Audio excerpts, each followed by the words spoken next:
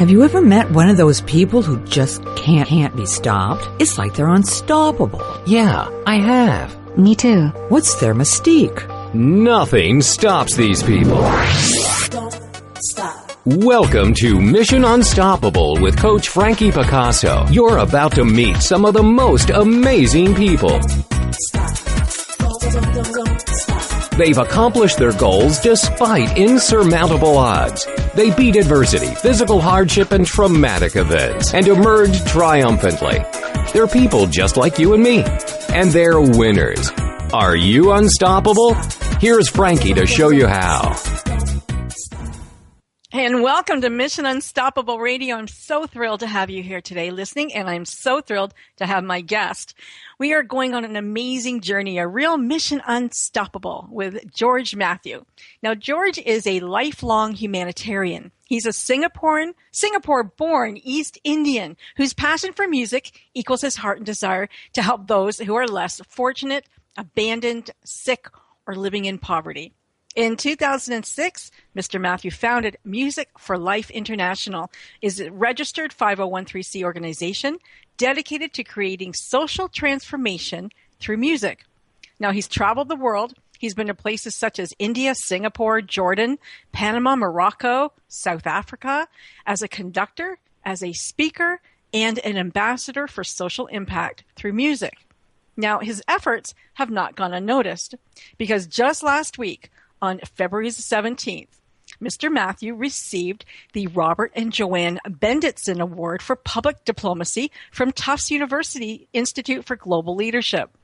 The Institute for Global Leadership established the Robert and JoAnn Bendetson Award for Public Diplomacy in the aftermath of the Institute's Iraq Moving Forward, a 3-year effort to create the potential for a non-sectarian Iraq after Saddam Hussein's fall. The award was created to recognize public officials, intellectuals, and activists who have distinguished themselves in their efforts to bring about reconciliation and to redress inequities and iniquities in the world. Now, the citation read, the Robert and JoAnn Bendetson Public Diplomacy Award is presented to Music for Life International and George Mathew, Artistic Director, in recognition of your distinctive and inspiring concern for human rights and your musical contributions in helping to protect and uplift the world's vulnerable populations. Now, Global Leadership founder and director Sherman Teichman added, Music for Life International, under the inspired direction of George Mathew, has not only lifted our spirits, but has galvanized action to empower distressed communities. George melds great artistic sensibility with indomitable passion and tenacity to help people in need. Welcome, George. Wow, what an honor and what a tribute. Thank you for having us. We're happy to be here, and the honor is ours. Well, thank you, but you were so honored by your peers. And it seems, I mean, you've been doing this work for quite a long time. It's not new to you to be helping others. I mean, you started Music for Life International as an organization, as a humanitarian organization to I guess, blend your love for music and passion for it with your passion to help others. I wish I could say that. It actually happened a lot more spontaneously and organically than that. In fact, the first humanitarian concerts that we did happened before there was a Music for Life International. They sort of happened spontaneously. There was in 2005, if our listeners might remember, there was an earthquake in the Kashmir region on the border of India and Pakistan. And, you know, it was that terrible year when there was a lot of natural disasters. There was a tsunami in the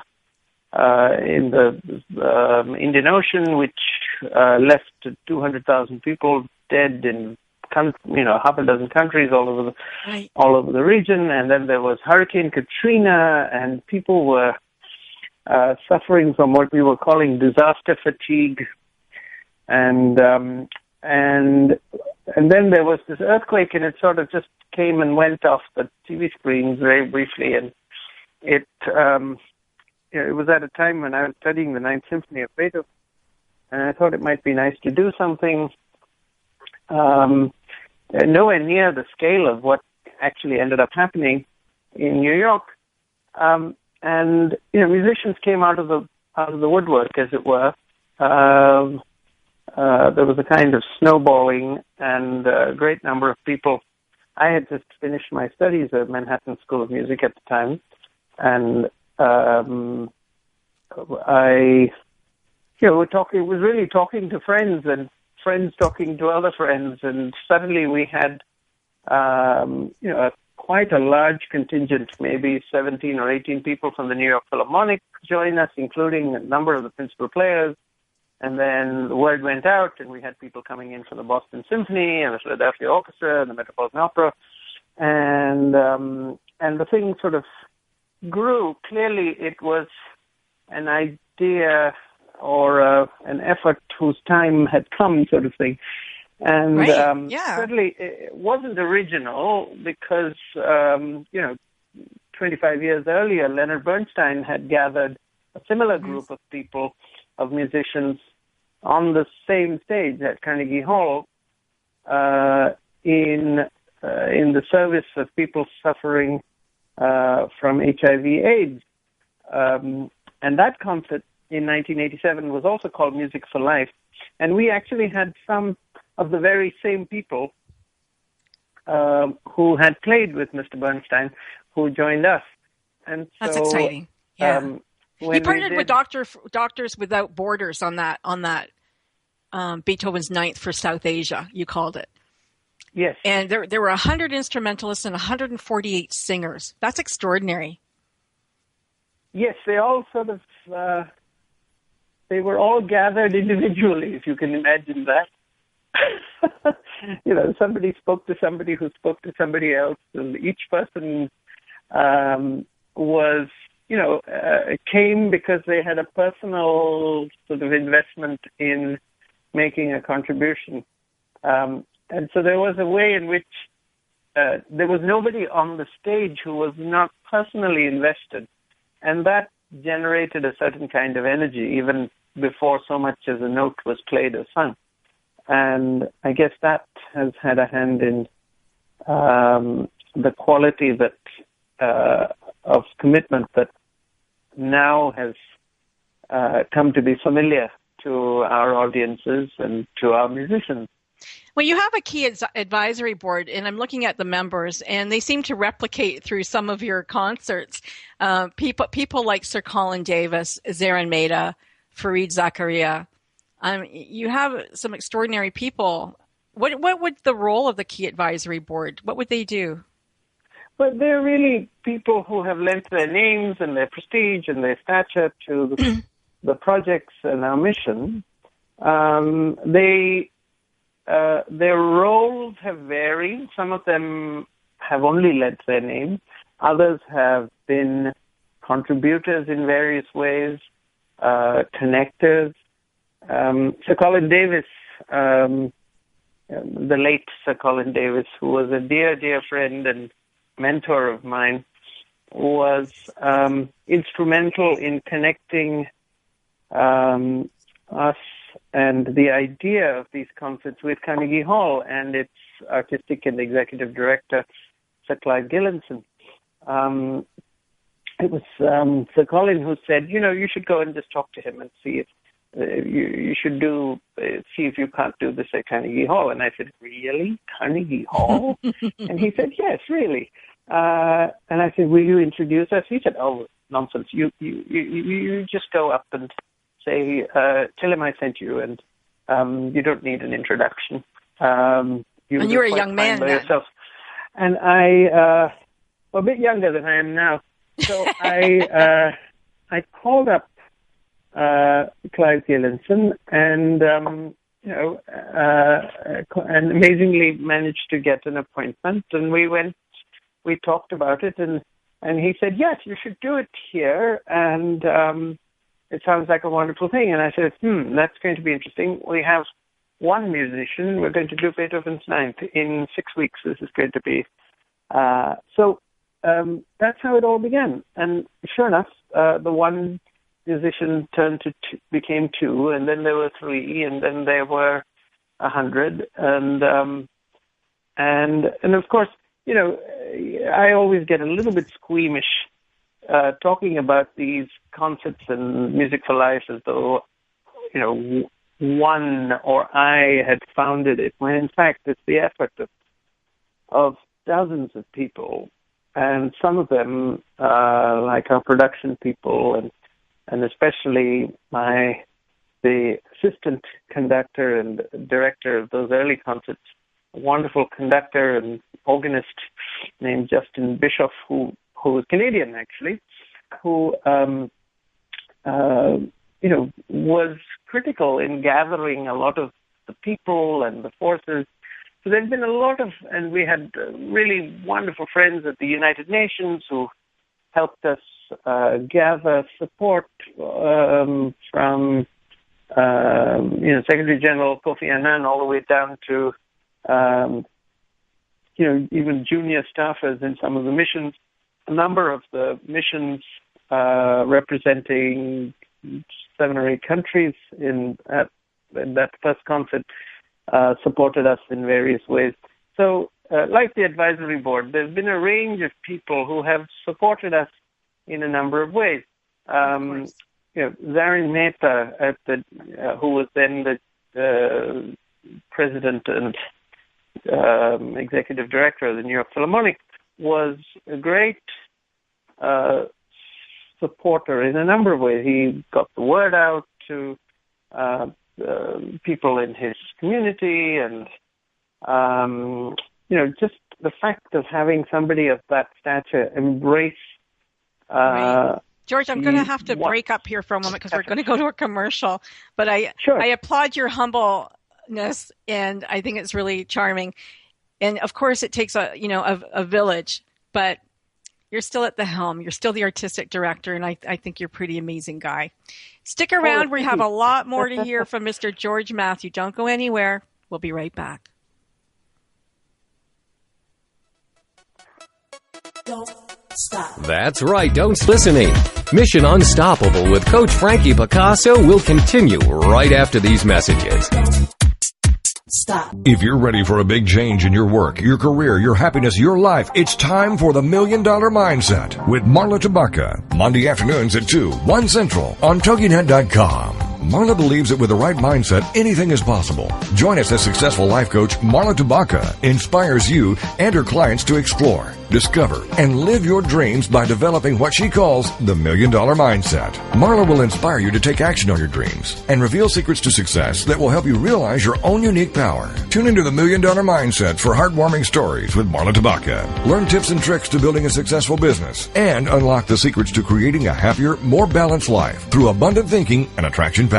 For more information on the $1 Million Mindset, go to our website, marlatabaka.com. That's MarlaTabaka.com. It's the $1 Million Mindset with Marla Tabaka. Monday afternoons at 2, 1 p.m. Central on TogiNet.com. It's words you never heard. Believe it or not, there are times when even I can't think of the right word. The inability to think of a word is called lethologica. Texas Monthly Magazine recently came out with some colorful homespun sayings. Old as dirt and common as cornbread in the Lone Star State. Did you hear about the Texan that could strut sitting down? But he was all hat and no cattle, which means very boastful, but with nothing about which to boast. On top of that, he don't know a widget from a wangdoodle or a diddly squat. His wife was a mighty strong woman. She'd charge hell with a bucket of ice water. She was always telling folks that he was so tight, he could squeeze a nickel till the buffalo screamed. She also said he was famous for calling the hogs all night. Or snoring. It's words you never heard. I'm Carolyn Davidson, and you can have fun challenging your words you never heard vocabulary with my new app, Too Funny for Words.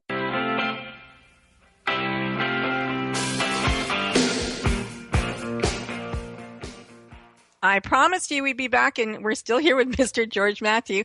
And I just want to just say to all of you listeners how important this show really is, because we can be passionate about anything in our life and we can still help other people. And I think it's so important. Mr. Mathew was able to help thousands and millions of people, but, just thinking about one person, if we help one person, it can become two people and so on and so on. After that concert, I'm going to call it the Carnegie series, because then another incident happened, the victims of Darfur. And this was just, horrible. The refugees are in these camps, and you partnered with UNICEF and Refugee International and the American Jewish World Service for the next concert. And it was the Requiem for Darfur, we called it, and it was Verdi's Requiem that you played. And again, you have all these wonderful people showing up.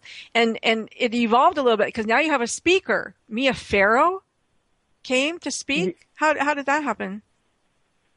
Well, a little bit of background is, which is that, the first concert happened, and there was a wonderful concert, and the BBC showed up, so they broadcast excerpts of the thing to, hundreds of millions of people all over the world, especially in Asia. So there was a little bit of an echo after the concert, but then, it was a one-off thing, and I always joke that the day after the concert, everything turned back into mice and pumpkins, and yes. There was a big mess to clean up, and we cleaned up, and, when the smoke cleared, there were, the proverbial 12 baskets of fish and leftovers, and so we had this nice contribution of some $94,000 and change that we gave to Doctors Without Borders after expenses. Now, it turned out that was a bit of beginner's luck, because we also didn't know how to spend money in doing it. Right. But when it was done, it was done, and there was no thought about a second concert or a third or a series or an organization or anything like that. It was just done, and it was nice. And we were all very grateful that everything had gone well, because when you're dealing with resources like that and numbers like that and expenses like that, you can get into trouble without trying too hard. Right. And so we Who were kept very you honest? happy. Who was responsible for keeping you honest? When you're dealing with money and other people's money, and you're doing something ostensibly for a charitable cause, you have to be transparent. So there was a question of, and there was no organization. We were doing this all off my kitchen table in a shared apartment kind of thing. Oh, wow. And so it was, it was like a crash MBA, executive MBA course or something. And one learned to do all of these things, the media elements and the accounting, and, we learned about accrual accounting and not the other kind, and non-profit status and what it meant to have a fiscal sponsor, because we didn't exist as an organization. Anyway, it all ended happily. We came out. I always tell the joke that when I went to see Clive Gillinson in Carnegie Hall, I had about $9 in the bank, and 3 months later, we had raised 160-some thousand and given Doctors Without Borders almost 100,000. And now I went back to the bank, and now I had $6 in the bank. So what that told me was that money was not a reason either to do it or not do it. It had nothing to do with money. The money came and went. The money was fluid. But there was transparency, there was accountability, and, the cause itself needed so much more, and what we were doing was a very well-intentioned drop in the bucket, but a very public one.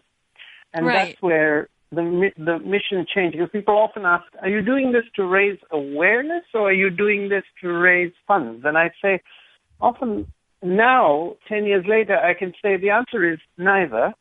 Because the funds we raise are, compared to the size, the scale of these causes, even if we were spectacularly successful, raising, a few $1 million or whatever, it wouldn't be but a drop in the bucket. Now, on the other hand, are we doing it for awareness? Well, I can tell you that there was not one person who came to the Requiem for Darfur who needed to be educated about Darfur. They came because they already knew something about Darfur.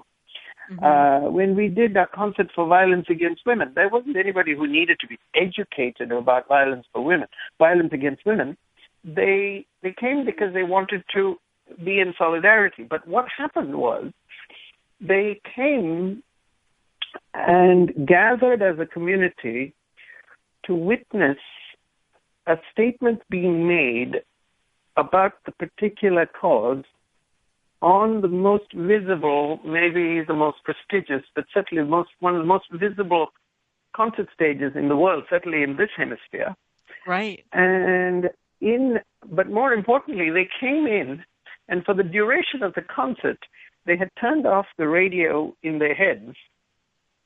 No offense to the radio. But no they had offense. turned off the soundtrack in their head and focused instead on the cause and the music. And they were doing this kind of listening as a joint enterprise with another 2,000 people in the hall.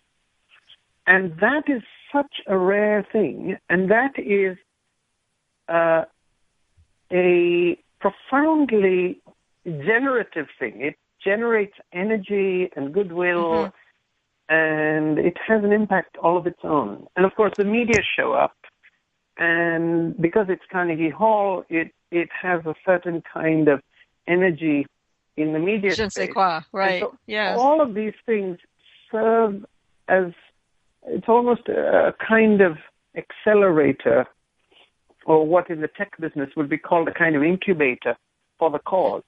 But George, let me ask you, when you're there and you're feeling that energy, do you feel like, world peace is possible? Do you feel like good outweighs bad? Do you have, what's your feeling? My feeling is that, it's actually quite nice to be listening to other people. Because what we're doing as musicians is listening to each other. Right. And we're listening to each other from the position that the other person's story, the other person's narrative, the other person's musical line in this case, is at least as important as one's own, if not more important. Because in order for two people to play together, and musicians do this all the time, several times in the space of a second, but they don't have time to think about it or talk about it. Right. And in order to play with someone, you have to consider their expression more important than your own, because otherwise you can't meet.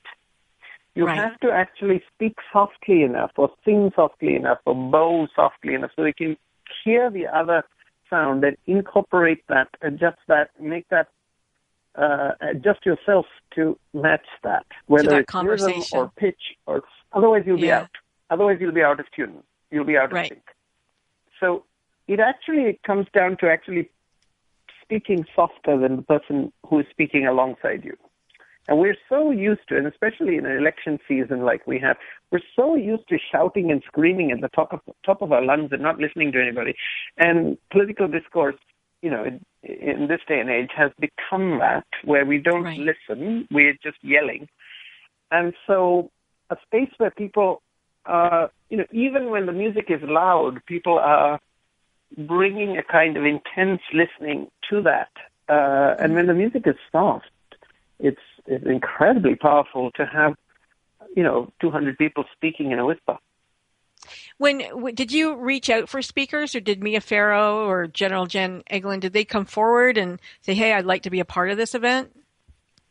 Well, with Mia, I can tell you it was a wonderful story. I had a very dear friend, a young Canadian woman called Stephanie Klishnitsky, who still works for UNICEF. And Stephanie was working in Darfur at the time for UNICEF, and she had run into Mia in Darfur. Mia was already then a very, very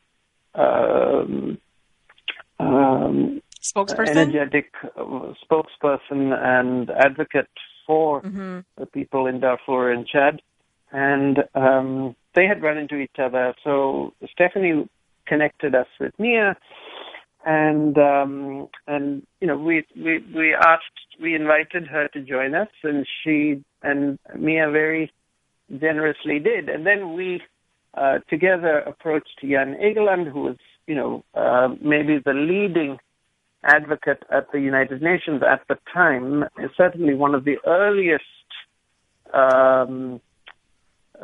people at the UN to sound the alarm about Darfur. I mean, this was maybe 2 or 3 years before the concert, and he said, there's a serious situation here, and the world needs to be paying attention. And the world sadly did not pay as much attention as it might, and it got out of hand. So we were very grateful to have Jan Egeland join us. And of course, Jan has been a great voice of advocacy for the Syrian refugees today. And I just hope that the world listens carefully, because he is one of our modern day prophets, and like many of us, many prophets, he tends, voices end up sounding in the wilderness. But Jan is a remarkable human being. Now Secretary General of the Norwegian Refugee Council. Incredible. I'm sorry, just 1 second. I got so many windows here. We've got a minute to break time, and we are going to move forward. And this is really exciting. And also, wrong one. Sorry. I'm Desmond Tutu was on that advisory board, which is interesting. Yes. Yeah. Well, and Kevin Bacon as well. The late Ken Bacon. Oh, Ken Bacon. My apologies. Ken Bacon. Yeah, interesting. Ken passed away shortly after he... I'm sorry. We're going to break, and I'm getting the countdown here. We'll be right back, everybody. Don't go away. We'll hear more in just a moment. That's right. Don't stop listening. Mission Unstoppable with Coach Frankie Picard will continue right after these messages. Stop.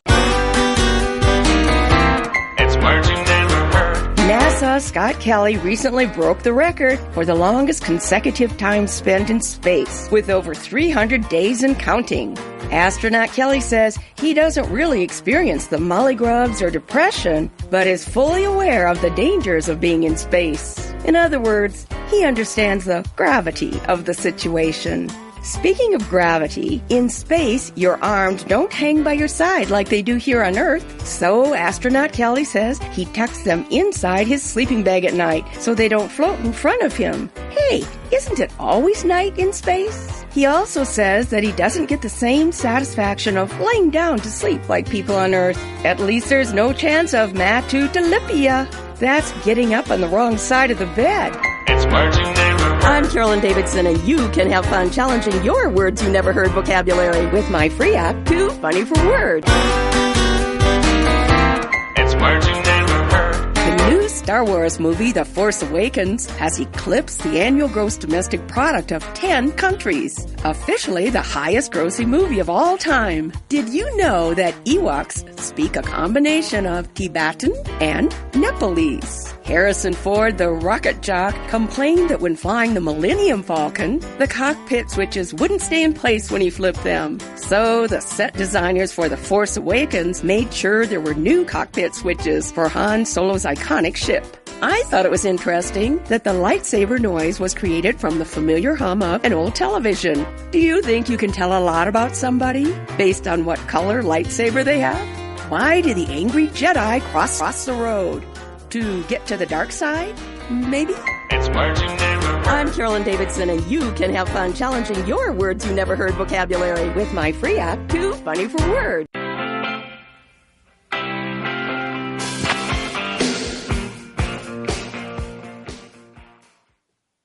And we're back. I'm back with Mr. George Mathew. And off here, George was talking to me about Kenneth Bacon, who passed away sadly from cancer and used his cancer as a teachable moment, which to me is so brave and courageous that there are so many amazing and wonderful people in the world that, we don't get to hear all of their stories and we don't get to meet them all, but thankfully there are people like George who know them and get to talk about them from time to time. And that's pretty cool.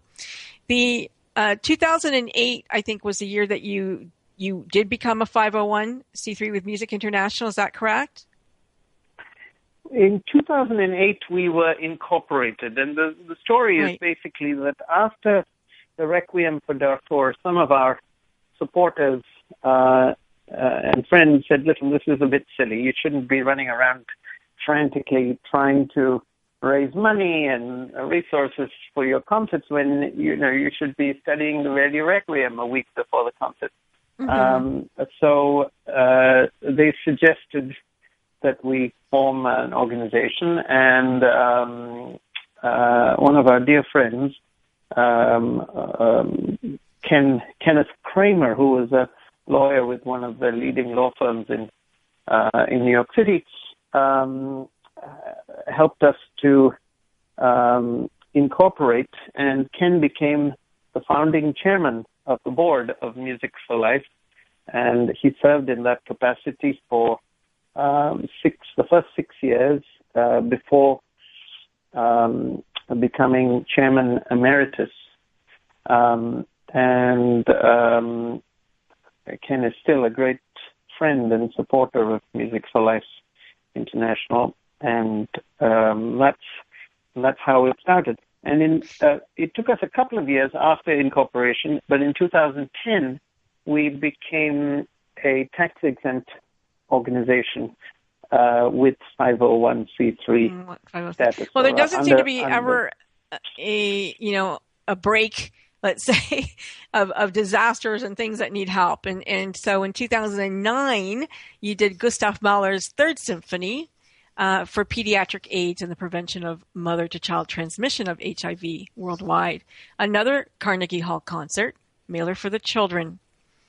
And your partner there was the Catholic Medical Mission Board. Again, 120 instrumentalists, a choir of 130 women and children, and key principal musicians from the New York Philharmonic, the Met, Philadelphia Orchestra, Emerson Quartet, and others. Wow. Yes, I mean, it never ceases to make one wonder and also deeply grateful to this incredible multitude of musicians, and especially some of our leading musicians. We've been so fortunate over the years, and I think the course of the organization and the concerts would have run differently if we, for instance, did not have, sitting in the concertmaster's seat, leading the orchestra, Glenn Dicterow, the legendary, long-time concertmaster of the New York Philharmonic for more than 30 years, and before that of the Los Angeles Philharmonic, one of the greatest orchestral artists maybe in the history of music.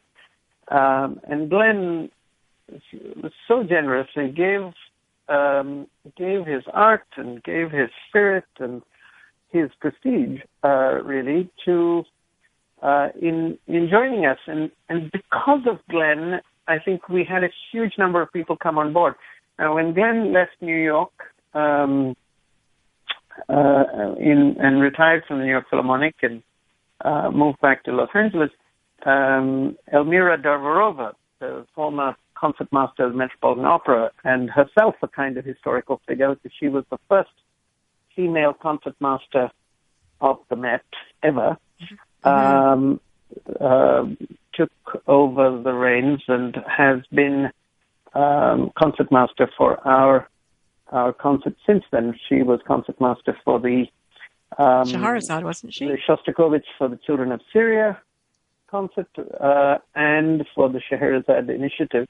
And she will be concertmaster again for our next effort, which hasn't quite been announced. I can simply say that it's dedicated There's another one. to it's dedicated to the ending of cataract blindness.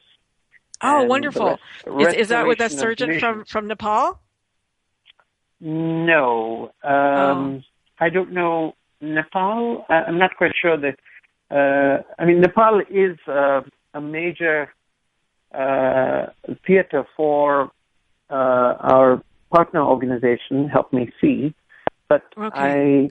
I don't know. There's a Nepalese surgeon there that connection is teaching American surgeons how to do this extraordinary cataract surgery. He does it faster, quicker, better than everything over here, and he's been doing it in the Himalayas for a long time. It's pretty extraordinary.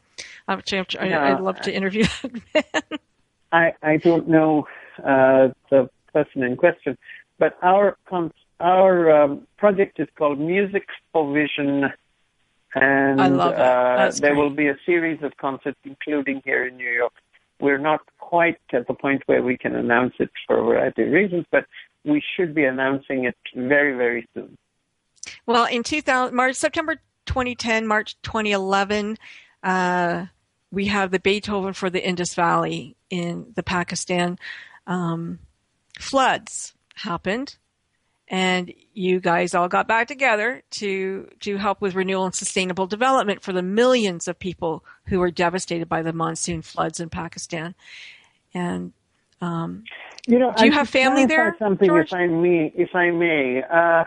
It wasn't so much monsoon flooding as it was global warming to some extent, and uncharacteristic melting of glacial waters combined with the disruption of, climatic patterns that resulted in this sort of unprecedented flooding of the Indus Valley in 2010. Now, sadly, that flooding has repeated itself a number of times. But in 2010, more than 20 million people were rendered, homeless, and whole stretches. I mean, there was an area the size of the United Kingdom that was underwater. Wow. Which, if you think of it in North America, it would be an area that stretched from Maine to Virginia. Holy. Those are that's a scale that we're not accustomed to thinking of. I mean, if you think of everything between here and Ontario underwater, I think that's sort of it's absolutely incredible. It's incredible how many devastations there are around the world that we are blind to, ignore, that fatigue that you spoke about earlier, this compassion fatigue. I know there's any given day there's 7 genocides happening. Like, it's just incredible, what's going on. And you guys, at least, you've got your fingertip. You're doing something. That's what's so extraordinary about Music for Life. You guys, you have your finger on the pulse and you're doing something. And I think that's all people need to do is do something. We all can do something. Well, sadly, I think we need to do more than something. Well, we need to do more, but, at least working in a positive direction is better than doing nothing. And I know that that the scale is huge, and you raise $5 billion and it's not enough, but it's something. It's positive action, and it's people working together. It's not people siloed, going, "Oh, it's their problem. Let them worry about it." You bring up something very important in the business with regard to doing something. I just want to also add that in addition to our humanitarian activity, Music for Life, it took us a few years to observe actually what was going on in these concerts, but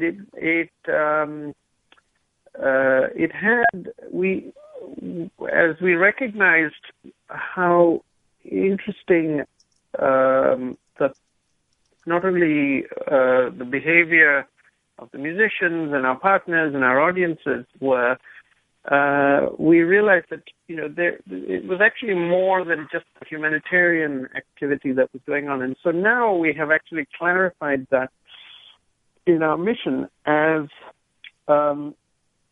social impact in 4 distinct sectors. And the 4 sectors are humanitarian activity, as the Carnegie Hall concerts are a sort of flagship presentation of that. But we are also active in other places like refugee camps and, low-income neighborhoods in a number of places. And the second sector is education.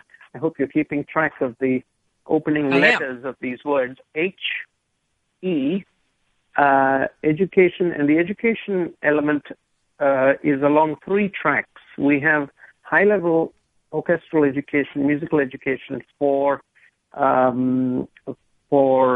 Apex music students from or recent graduates of the top conservatories in the world, including here in New York and North America, who are coached by their compatriots, their senior colleagues from the big orchestral concerts at Carnegie. And then we have, we use music education as a vehicle for empowering bottom of the pyramid youth and children, as in what we have been doing in refugee camps and places like that. And then the third element is we actually use music as a vehicle for institutional and corporate education and governmental education. We've done presentations for UNICEF and in universities and in companies and this sort of thing to show how team building and capacity development. We're going to save the next one. We've got 30 seconds before our break. I'm sorry. It's our last break. It's going so quickly. 15 seconds here until we go. We are H-E. We've got 2 more, I think, to go. A for artistic innovation, because we're also interested in industry reform. And L for leadership and leadership training. We are beginning a leadership academy. And we're on our break now. We'll talk about L when we come back. Mission Unstoppable with Coach Frankie Picasso will continue right after these messages. Stop. It's words you never heard. Well, the U.S. sure has experienced torrential thunderstorms, lightning, and flooding recently. Thunderstorms, otherwise known as cockeyed bobs, can be pretty scary. What's the fear of thunder and lightning called? Astrophobia. Years ago, Roy Sullivan, a Virginia Park ranger, was struck by lightning 7 different times and lived to tell about it. Lightning struck his head through his hat, set his hair on fire, and burned his eyebrows off. The current from the lightning traveled through both legs and blew his shoes off. The final lightning bolt hit him while fishing, and he was hospitalized for chest and stomach burns. Believe it or not, Roy Sullivan managed to recover from 7 lightning strikes, but later died of a self-inflicted gunshot wound as a result of loneliness, otherwise known as azagophrenia. It's words you never heard. I'm Carolyn Davidson, and you can have fun challenging your words you never heard vocabulary with my free app, Too Funny for Words. It's words you never heard. Did you know there are over 50,000 shopping malls in the United States alone? Ever wonder why shopping malls don't carpet their hallways? Mall owners have figured out that women will snap up more merchandise if they hear their heels clicking on a hard polished surface. Not sure if there's any real science to back that up. What's a word for a person who is a compulsive shopper? An oniomaniac. Malls don't offer too many places to sit down because when you're sitting, you're not spending money or coopity-coop. The average mall goer shops for about 80 minutes and spends roughly $75 each visit. My husband turns into a grumbler or a quaddler when I drag him to the mall. He warned me if I don't quit shopping so much, he would leave me.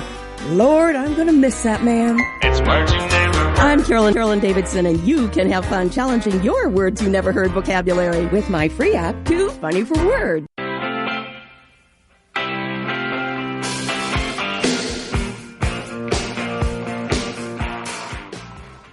And thank you so much for sticking around. I am your host, Frankie Picasso. My guest today is Mr. George Mathew, Artistic Director, Founder for Music for Life International. Before we went on to break, he was just finishing off his acronym HEAL for the work that they do at Music for Life International. And the last two, the A was for artistic direction, and the L again. What was the L again? A for artistic innovation. Innovation, the artistic behavior of what we do is different from, what normally happens in the sector. Correct. We're not doing music for music's sake. We're doing music as a vehicle for social impact. Redesigning human behavior and society. Right. And the L is, the acronym is HEAL, HEAL, and the last letter L stands for leadership, training, and community building. Now, just a quick word is that our leadership training also emphasizes the importance of being good followers, that you are actively enabling other people's leadership as well as your own, which is part of what music teaches us. In the context of ensemble music is that leadership is a fluid, rotating thing. Sometimes you're leading, you're at the front edge of the music, and your impulse is what drives the whole community, and sometimes you're not. Sometimes other people, and when other people are leading, then it's your business to support that and enable it. Right. Yep. Now, something that we didn't mention, but I think is really important, we're going to talk about the work that you're doing in the refugee camps, the Syrian refugee camps, but really the idea of diversity and introducing diversity is huge in what you do, because all of these musicians are from around the world. They come from different countries. You travel to different countries, talking about leadership. It's not just, one thing. People, are introduced to people from other countries and diversity, which is something in Canada, multiculturalism, it's how we run our country. But in other parts of the United States, we were just talking a little bit off. I mentioned Trump, and you talked about going to the refugee camps. And I said, well, Syrians might not get into America if Mr. Trump became president. And it's kind of a sad thing to think about that, we go back. It's like going back instead of going forward in humanitarian terms. If we don't become one instead of being siloed again. In my world, I can't really speak to the politics of the situation, but what we are trying to do with Music for Life is something, in fact, larger than maybe, or more basic than the humanitarian concerts that we've done, and or the humanitarian activity that we've done, which goes back to this notion of listening and this notion of considering the narrative of other people, and of whether that is one other person or two or 10 or 100, and listening to them and responding to what they are saying musically, of course, and extending that into other parts of our behavior, whether as pairs of people or groups of 3 or 5 or 1,000 or 1,000,000, as families or couples or countries. And so, in a way, what we are doing is expanding the definition of music. And music, for maybe the last few thousand years, has been defined as that nice noise, that pretty, pleasing, pleasant noise that we hear, the sound. It turns out that's only the acoustical surface of what music really is. Music is a mechanism that is a social mechanism that changes behavior, that changes people the moment they are engaged in music. When you play music with somebody else, you automatically care about that person's well-being. Otherwise, you can't play music with them. It's just not possible. or the music would suffer. It is possible. So it's kind of the idea of music soothing the savage beast. You've changed. No, it's that music. The savage beast cannot play music. You have to transcend the savage beast. If you are the savage beast, then music probably cannot soothe you because you have to become a caring beast in order to do music. Now, the simple act of starting to do it, I guess we are, as human beings, we are wired to care about each other the moment we make sound with each other. And so rather than music just being that pretty sound, music becomes a kind of design engine for behavior. And it becomes a mechanism whereby human behavior can be redesigned for mutual and universal benefit. And that's an interesting angle that I think has a very significant role to play in the evolution of the human being as we go forward. I mean, can you give an example of that? Can you give us an example of what you just said? Give us a visual on that. Imagine we have ensembles made up of people who have traditionally not been on great terms with each other. I mean, you have ensembles in, let's say, in Ireland, or maybe, Daniel Barenboim. Okay, so the Catholics and the Protestants play together musically. Yeah, well, they don't always, but when they do, they can't play together unless they care about each other's playing. And that becomes a start for, because, in Africa they have this wonderful word, Ubuntu, which basically means I am so deeply interrelated to you that my well-being is completely tied up in yours. That if I don't care about you, then I end up not caring about myself. If I care about my own well-being, then I have to care about you because it's the same thing. We are, in fact, the same entity.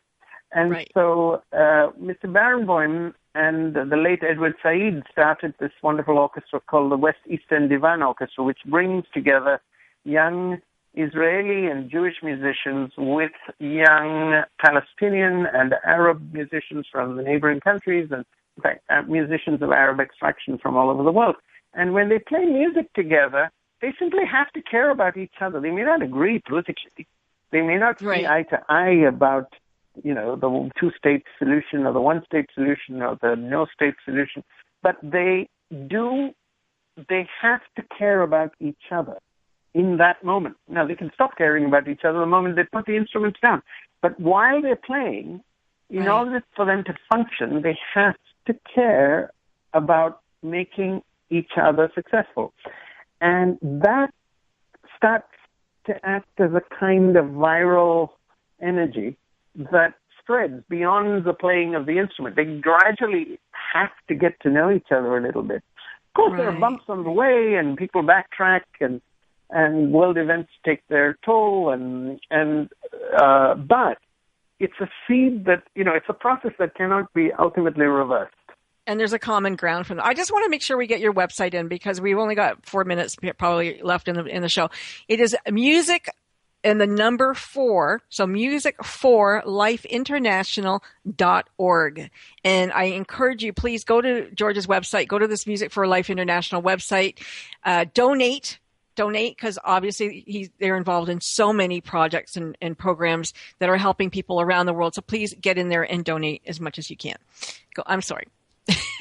That was our service announcement. Thank you. That's very kind. We are very grateful for all contributions in whatever size and shape.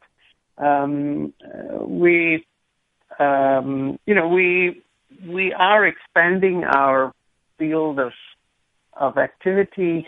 Our next humanitarian project, Music for Vision, will in fact go far beyond New York and we hope Carnegie Hall, to be in a number of countries, India, certainly later this year, and then Hong Kong and Singapore and the Netherlands, and that will be in the service of ending preventable blindness with mass-produced cataract surgery, safe, affordable cataract surgery, especially for the bottom of the pyramid.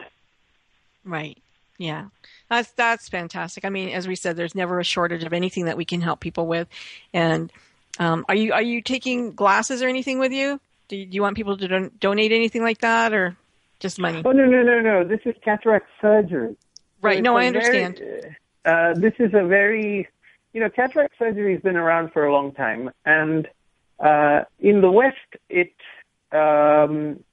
generally affordable. It's often subsidized, but in other parts of the world, it can be quite prohibitively expensive for people, and especially people who don't have the means to pay what it costs in the West. But our partner organization, Help Me See, has brought the cost down to below $50 per surgery, and it's a very fast, efficient surgery that really is often done in less than 10 minutes. And George, we've only got a minute left. I'm sorry. Very high. I just wanted to make sure. Is there anything that you wanted to say that we haven't said in the last minute here? No, I just want to say I actually do have something to say, and that is to thank you. It is to thank you, Frankie, and to thank the Good Radio Network for having us on and for highlighting the work of Music for Life International, which we hope will expand for the foreseeable future, to make music a vehicle for creating social impact for the most vulnerable among us. I think that's fantastic. And please, if you're listening to this again, please go to George's website, musicforlifeinternational.org. The work that they're doing is absolutely phenomenal. And music is a common language that we can all speak. And we don't have to know the words. We just have to hum the tune. Thank you so much. We're out of here. Mission Unstoppable Radio. My pleasure to be with you today. They didn't stop. Thank Stories of people who, when the odds were against them, turned defeat into victory. You've been listening to Mission Unstoppable with Coach Frankie Picasso. See you next time, and always remember... Don't stop.